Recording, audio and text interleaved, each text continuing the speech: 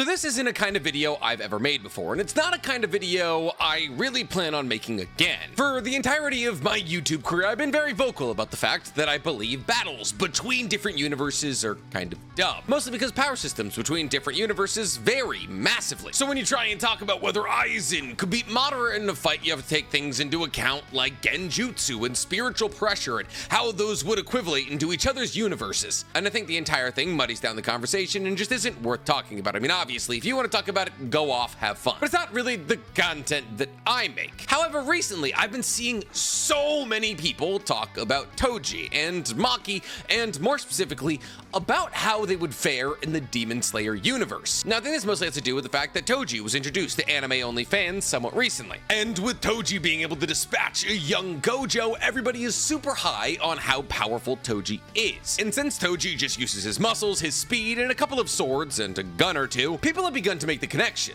that Toji uses a moveset very similar to that of characters in Demon Slayer. I mean, all the most powerful characters in Demon Slayer use their bodies, their swords, and their guns to defeat stronger opponents. And while in JJK, those stronger opponents look like cursed spirits, in Demon Slayer, they look like demons. And thus, with everybody speculating about just how powerful Toji just might be, many people have begun to wonder how Toji would fare in the Demon Slayer universe, and by extension, how Maki would fare in the Demon Slayer universe. But the most specific question being asked is, could Toji defeat the 12 Kizuki? Now, I've seen this question asked a couple of times on TikTok, but the reason that I'm making today's video about it is because I saw this video asked on my Reddit page, where if you guys have any questions or potential video ideas for me, that's the best place to launch them, not my email.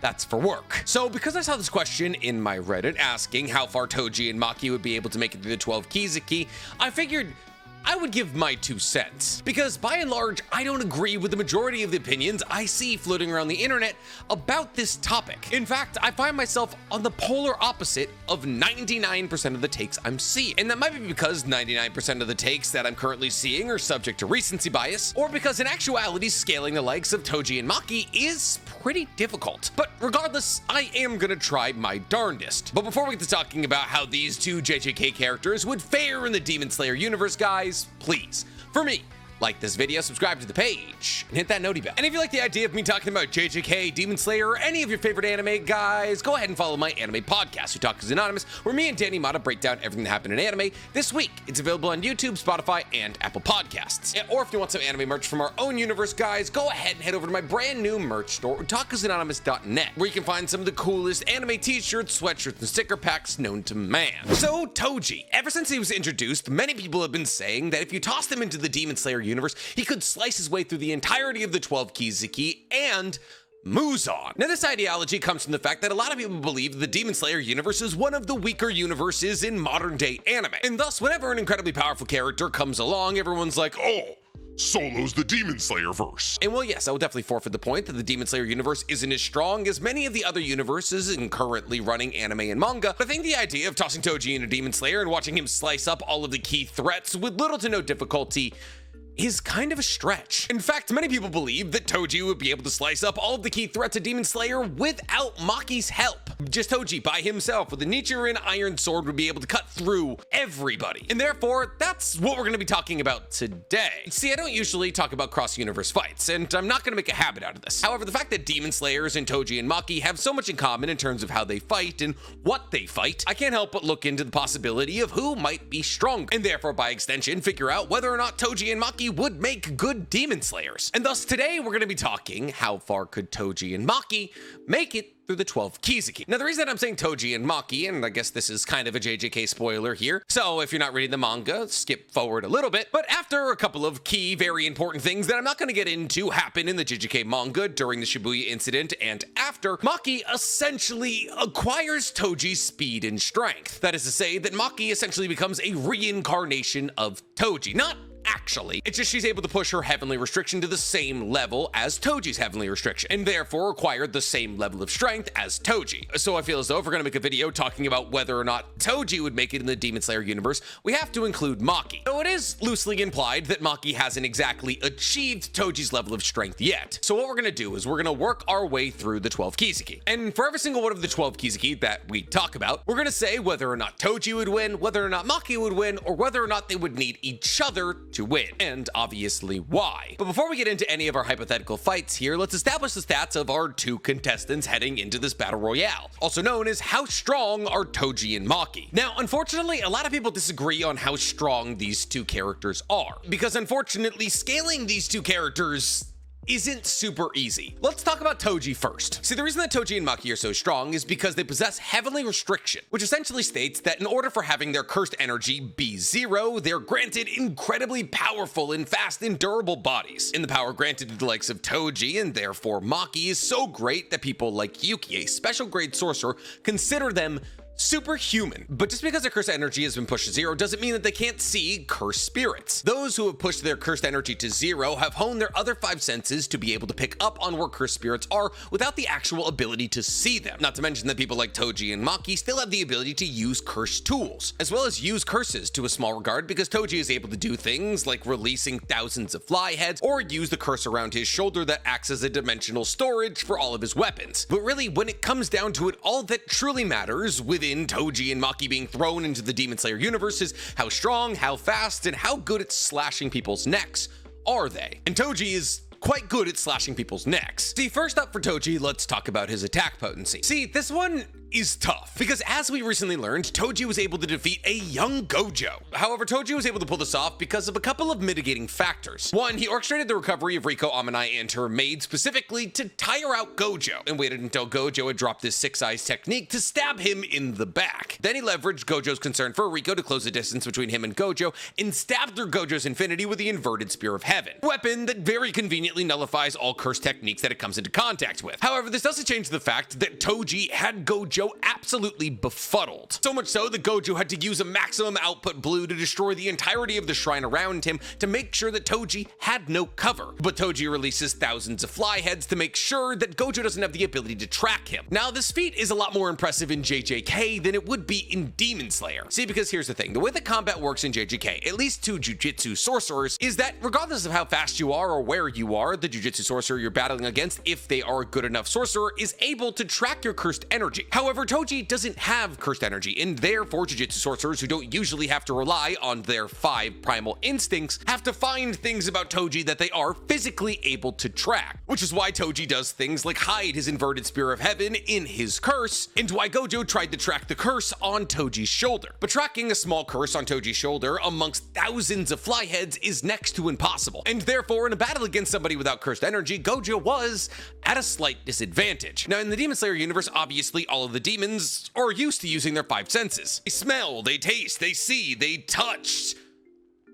What was the 5th one? They do all of them. But this isn't the only time that Toji's ever been very impressive. I mean, even battling against an exhausted Gojo that isn't as strong as he currently is in the manga, and winning is insane. But Toji also absolutely embarrasses a young Suguro Geto, who has access to tons of special grade cursed spirits that he tries to use against Toji, and Toji cuts down with little to no effort. But those aren't the only special grade cursed spirits that Toji has ever cut down. Once again, heading into JJK manga spoilers here. 3, 2, 1. When Toji comes back to life in the Shibuya incident, he breaks into Dagon's domain expansion and absolutely embarrasses him. Now, Dagon is a special grade cursed spirit, but also a special grade cursed spirit that undergoes an awakening during the Shibuya incident. And therefore, this is the strongest version of Dagon we've ever seen. And Toji breaks into Dagon's domain, where Dagon has a guaranteed hit factor, and not only dodges hundreds, if not thousands of Shikigami that Dagon throws at him, but also speed blitzes him and absolutely embarrasses him in his own domain expansion. And when Megami finds himself brawling against his father, he believes that no Shikigami he has,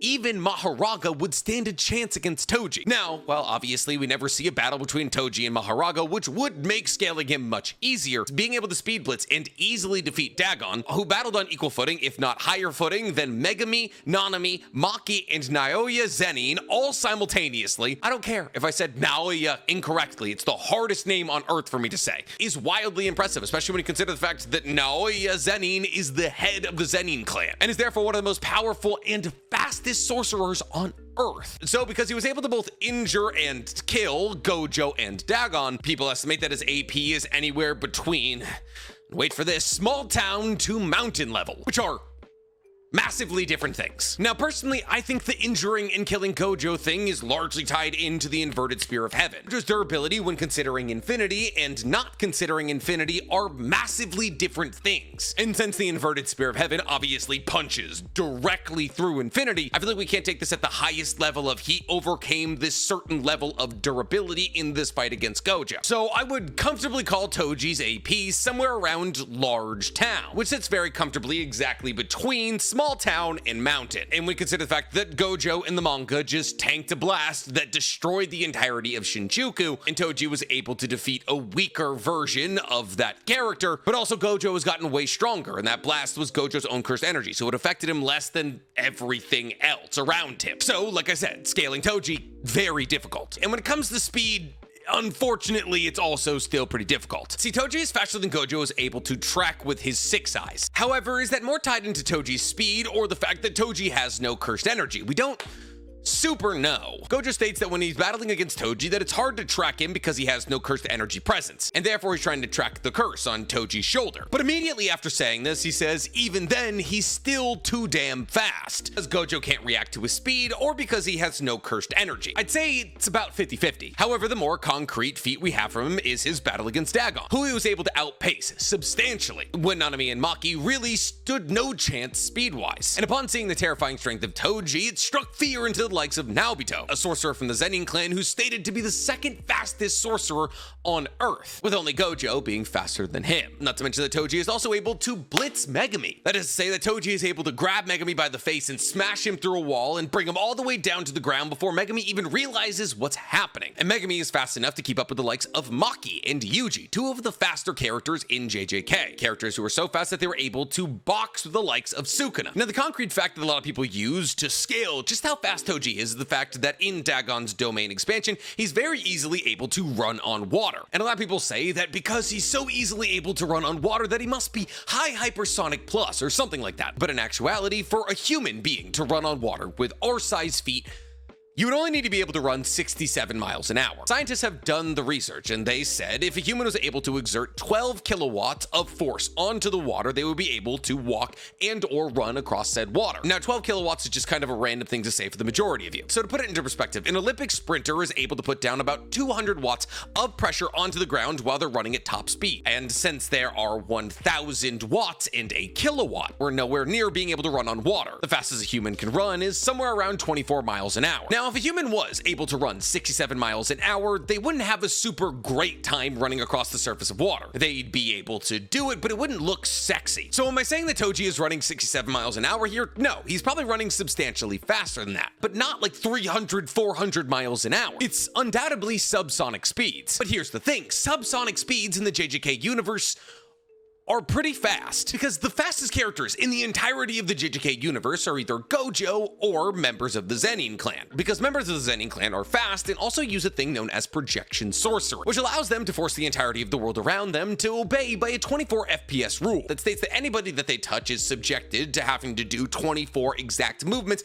in the course of a second. Now, I'm not going to get super into projection sorcery and how it works. All you need to know is that Naoya and Naobito Zenin use it, and because of that, they're two of the fastest jujutsu sorcerers on Earth. At one point or another, Maki is battling against one of them. And in this battle, it's stated that Maki is at a distinct disadvantage against the speeds of one of them because they've already surpassed subsonic speed. Now, technically, because of something that happened to the person that Maki is battling against, this isn't the highest speed that they would be able to achieve. And Maki is also injured in this battle, so her reaction time and speed is slowed down. But not so drastically that we can sit here and be like, Maki is FTL, faster than light. And at the same time, we can't sit here and state that the Zenin clan member that she's battling against is also massively faster than what was being depicted in this battle. So if the fastest people in the universe are roughly hypersonic, and Maki, who is slightly slower than Toji, especially at this moment, is confirmed to be at a disadvantage against that level of speed, it's not crazy for us to assume that Toji probably tops out somewhere in the region of hypersonic, which once again, fortunately for us, sits exactly between our low ball and high ball for his speed, because some people say that he's subsonic plus, while others say that he's massively hypersonic. Here's the thing, when it comes to modern day universes, there may not be one that's slower than JJK. With our top characters, Gojo and Sukuna obviously not included, topping out somewhere around Mach 1 when looking at other new-gen universes like Fire Force, Black Clover, Boruto, or even Demon Slayer, JJK is very slow. However, JJK does definitely make up for itself in terms of power in our attack potency and our durability, and especially in the case of durability. See, we learned early on in the manga when Yuji was learning about cursed spirits and Jujutsu Sorcerer's grades, how hard it is to take out different people or cursed spirits from individual grades. And in the chart we were shown that those who have a grade 4 rating can be easily taken out with a wooden baseball bat. Grade 3 can be taken out with a pistol. Grade 2 and semi-grade 2, you'd be lucky to take them out with a shotgun. Grade 1, even a tank might be useless. And for special grades, you would need something like a carpet bombing to take them out. Which means if you're a special grade Jujutsu Sorcerer or cursed spirit, at the lowest level of that grade, you should be able to withstand a carpet bombing, which could very easily take out multiple city blocks or small towns. And since Toji was very easily able to defeat multiple special grade cursed spirits and special grade Jujutsu Sorcerers, and more than that, took on some of their most powerful attacks and was completely fine, like how Toji was able to tank one of Gojo's reds, it's not crazy at all for us to assume that Toji's durability is probably somewhere in the large town level. So all in all, his attack potency is somewhere in the region of large town level, his speed is hypersonic, not hypersonic plus, and his durability is also probably somewhere around large town level. Maki also has a myriad of different feats that we could go over to tell you exactly how strong she is. However, a lot of that would be wading into spoiler territory, and I can just tell you that a recent iteration of Maki in the manga was said to be approaching Toji's level of strength, which means in all things durability, strength, and speed-wise, she's probably somewhat equal to, if not slightly less than, Toji. So we have our stats for our two contestants. Now, let's take the both of them and drop them into the Demon Slayer universe. How many of the 12 Kizuki will they be able to defeat individually, and how many of the 12 Kizuki will they be able to defeat if they work together? Well, unfortunately, before we can talk about that, we're gonna have to talk about a lot of Demon Slayer scaling. Demon Slayer, very fortunately, has a community dedicated to scaling it and very many quantifiable scaled feats. One of the first quantifiable scaled feats that we got within the capacity of Demon Slayer revolved around Tanjiro's battle against the Drum Demon, who kind of perfectly used to be a member of the 12 Kizuki. One of the most important things about this battle is how the Drum Demon's abilities work, and that is when the Drum Demon strikes one of his drums, he's able to launch an attack. Now, depending on what drum is struck, different things happen. Either the room is twisted or switched, or claws attack his opponent. The most important of those attacks that we're going to talk about is the claw attack. See, because these attacks are launched by a drum, they technically happen at the speed of sound, and the speed of sound is hypersonic, roughly 700 miles an hour. Well, it's just sonic. It's Mach 1. And Tanjiro, in this battle against the Drum Demon, is able to react to and dodge these attacks. And if we assume that these sound-based attacks travel at the speed of sound, that already makes Tanjiro, in the battle against the Drum Demon, faster than the speed of sound, which is actually incredibly consistent with basically everything else in Demon Slayer. And unfortunately, we're talking about Tanjiro in the beginning of the manga, which is why when people like Rui, who is our lower moon number 5, are able to speed blitz and completely outclass people like Tanjiro, that means that Rui, the lowest of the 12 Kizuki that actually existed within the 12 Kizuki, are hypersonic plus. Because if Tanjiro, who is now a hypersonic character after his battle against the Drum Demon, is battling against somebody who is undoubtedly faster and stronger than the Drum Demon and is completely outclassed in speed, we now have Rui being very easily hypersonic plus, which pretty immediately doesn't make things look great for Maki/Toji. See, every single one of the 12 Kizuki is faster than them, and by a pretty good margin. However, what Maki and Toji do have going for them is attack potency and durability. See, pretty much the entirety of Rui's Blood Demon art wouldn't do anything to Toji or Maki, because their attack power is pretty much higher than anybody in the entirety of Demon Slayer. And therefore, if Giyu was able to slice through even the strongest threads that Ryu could make, Maki and or Toji with a Nichiren sword would definitely be able to do that as well. Fortunately, because the 12 Kizuki are sorted by strength, and we very clearly have attack potency feats for people like Daki and Gyotaro, who are lowballed at building level because they're able to, with either their Obisash or Blood Scythe, slice up buildings very easily, and highballed at City Block because they both have a significant range that they should be able to slice up multiple buildings at once, and Rui is a whole 5 positions below them, can say that Rui at best has small building level AP,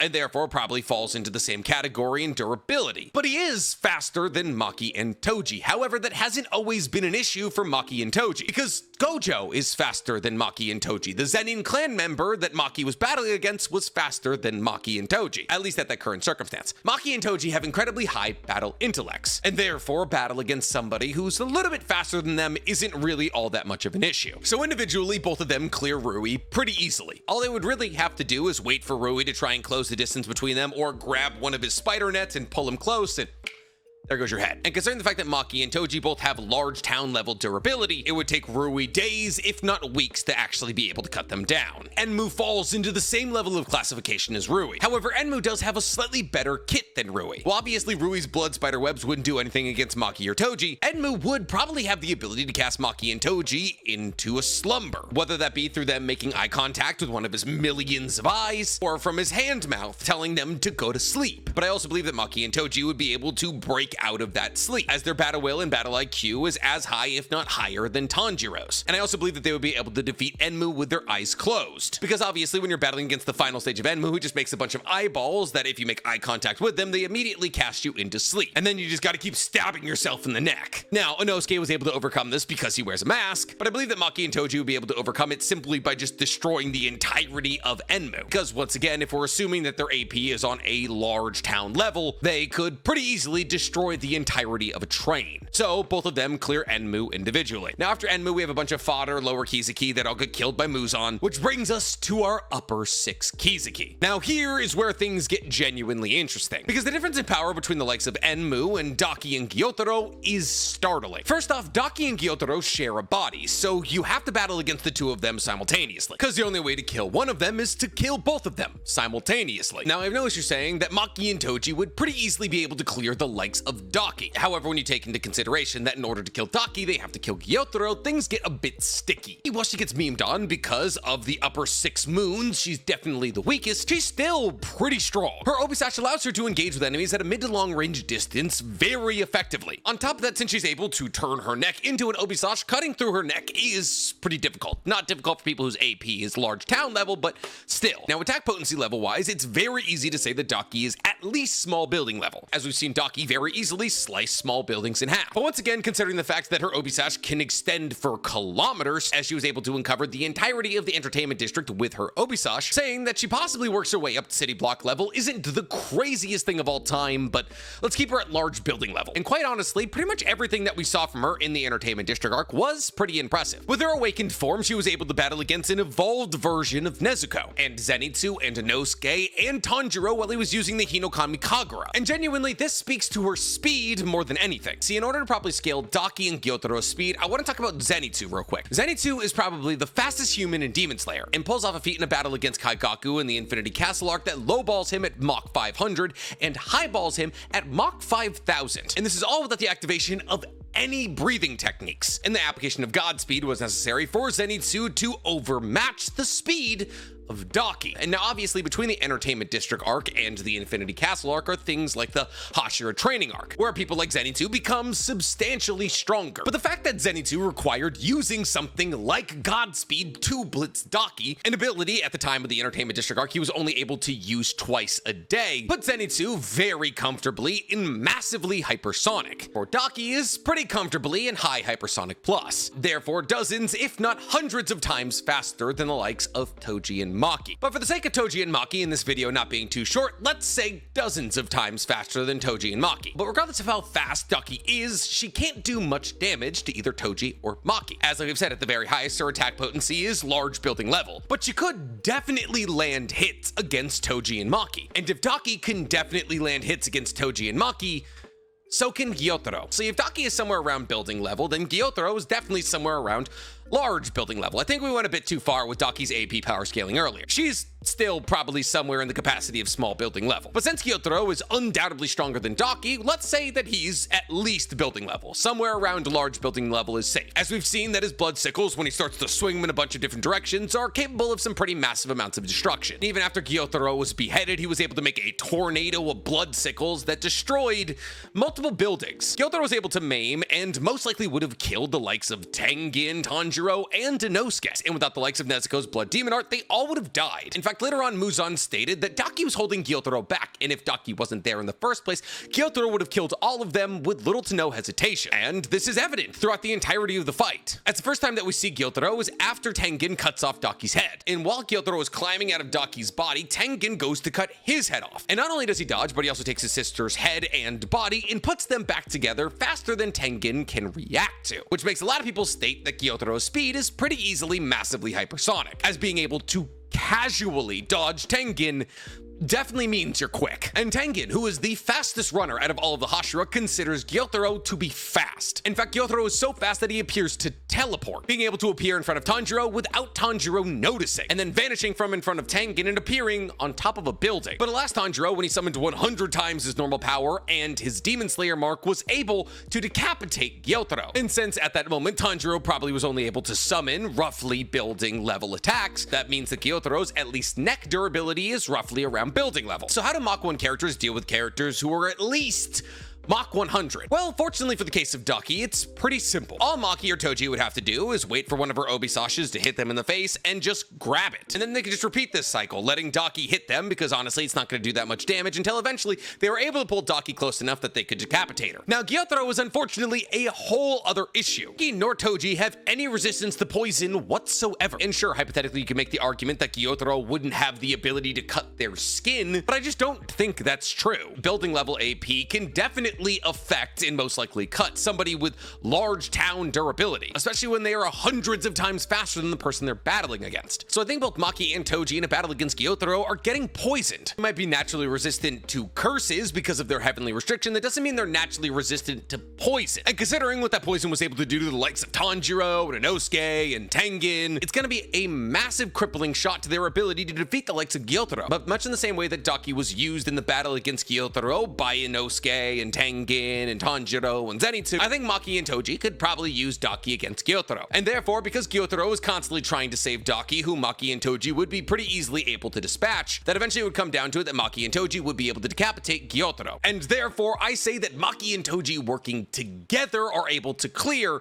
Upper Moon 6. Both of them, that is. But in a very, very high diff fight that they probably end up dying from anyways because they don't have the cure to the poison. Here's my thing. Sure, Maki and Toji have a way higher attack power than basically anybody in Demon Slayer, but it's not like either of them have Hollow Purple or Yuki Star Rage. In order to convert that attack power into somebody else's body, they have to make contact with them. And unfortunately, a large amount of that contact comes from speed and reaction time. And as we work our way higher and higher up these Kizuki, I just don't see Maki and Toji landing a blow. But I think unfortunately the gauntlet for Maki and Toji ends at Upper Moon 6. And not Daki and Gyotaro, though they still probably would die from the poison, but the replacement of Daki and Gyotaro, Kaigaku. Kaigaku is kind of a problem. See, Kaigaku has a blood demon art that allows him to generate actual lightning. So you know how breathing styles for a long time we all believed created the actual thing that they were named after? In actuality, we learned from the mangaka that they just emulate the things they're named after. So flame breathing emulates flame, mist breathing emulates mist. Kaigaku has the actual ability, while using his thunder breathing technique, to also generate lightning. Real life lightning that travels at the speed of lightning. It's at roughly Mach 364. 270,000 miles an hour. See, here's the thing. There's a scene in the Demon Slayer manga, which we'll see in the anime somewhat soon, where Zenitsu and Kaigaku are faced off against each other. And in this scene, we see exactly how far Kaigaku and Zenitsu are from each other. We're able to, because we know how tall Zenitsu is, extrapolate how far Kaigaku and Zenitsu are from each other. In this moment, they both essentially do an EI slash towards each other. An EI slash being a form of swordsmanship where you pull your blade out of its hilt both super quick and attack. However, Zenitsu does an EI slash, not a breathing technique, just a standard EI slash. But Kaigaku attacks Zenitsu with his lightning blood demon arm. So since we know how fast lightning is, and it is confirmed to be real lightning, and we know how fast Kaigaku and Zenitsu are from each other, and we know that Zenitsu closes the distance between him and Kaigaku before Kaigaku's lightning can touch him, that means Zenitsu out-blitzes lightning. And therefore we know exactly how fast Zenitsu would have to go faster than the lightning that was hurling towards him in a straight line, which places Zenitsu anywhere between Mach 500 and Mach 5000. It's the feat I was talking about earlier. However, after this exchange, Kaigaku and Zenitsu battle on somewhat equal terms for a chapter or so, meaning that Kaigaku is able to maintain this same-ish level of speed. On top of this, Kaigaku is able to injure Zenitsu, who has a durability of City Block Plus, and therefore Kaigaku's attack potency is said to be somewhere around City Block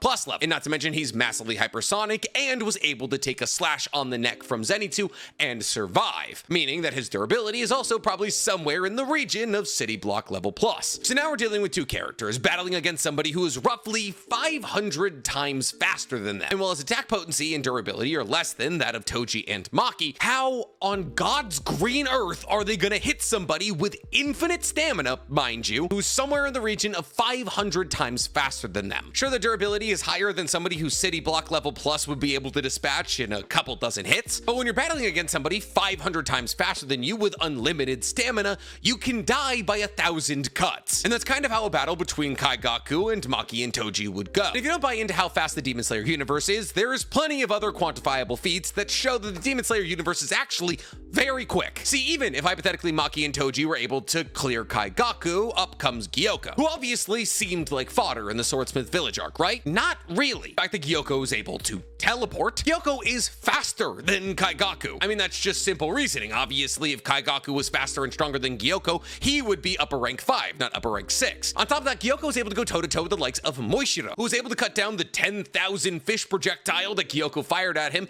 in less than a second, which highballs Moishiro's sword speed to Mach 5000 and lowballs it to Mach 100. It all depends on how many fish you believe Moishiro was cutting with his sword with every swing. And Moishiro, who's probably 4th or 5th strongest amongst Hashira, doesn't compare to any of the 12 Kizuki past maybe Hantengu. But speaking of Hantengu, Hantengu also has drums attached to his body that he's able to use to launch attacks. That is in his combined state. And in this combined state, Hantengu is able to launch aerokinesis attacks that travel at the speed of sound as they fire when he hits his drum. But more than that, he's also able to launch lightning attacks through the beating of different drums. Lightning attacks that Mitsuri is not only able to react to, but also destroy, meaning that Mitsuri had to identify lightning, see it, swing at it, and destroy it, all faster than the lightning could strike her. And I haven't even got into Doma, Akaza, Kokyushibo, Muzan. Not only have infinite stamina, but also infinite regeneration, are massively faster than Maki and Toji, and start to encroach on their AP and durability, with Kokyoshibo's AP and durability being somewhere around multi-city block level, and Muzan being estimated to be roughly around small town level. And mind you, everything we saw from Muzan was from a non-peak Muzan. Sure, Maki and Toji are fast and strong and so cool. In fact, they're two of my favorite characters from JJK, which is currently my favorite manga on Earth. And yeah, they have higher APs and durability than everybody in the Demon Slayer universe. However, there's just no quantifiable evidence that points in the direction that they're even close to fast enough to make it through the Demon Slayer universe. And when you're battling against things that are hundreds, if not thousands of times faster than you and have infinite stamina and infinite regeneration,